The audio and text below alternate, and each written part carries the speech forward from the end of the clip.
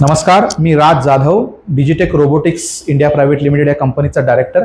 आणि आज मी पुढारीचा जो कॅम्पस टू करिअर हा इव्हेंट होता इंदापूरमध्ये, त्या कार्यक्रमासाठी आलो होतो.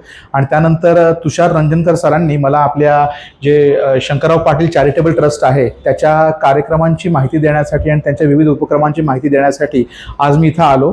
पण जिथं आल्यानंतर मला सरांनी ज्या पद्धतीने ह्या विविध कार्यक्रम आणि विविध उपक्रमांची माहिती दिली, खरंच खूप अप्रतिम आणि उत्तम प्रकल्प या ठिकाणी किंवा सामाजिक उपक्रम या ठिकाणी राबवले जातात.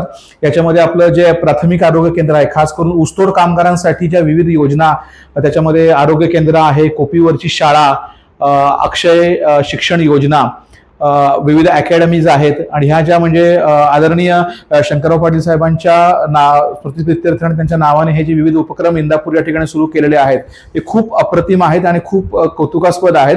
आणि म्हणजे इव्हन इंदापूर हे तालुका ठिकाण असून, ग्रामीण भागाचे थोडंफार टच असलेलं ठिकाण असून सुद्धा इतके चांगले उपक्रम राबवले जातात की ज्याचा समाजाच्या सर्व घटकांना उपयोग होतो.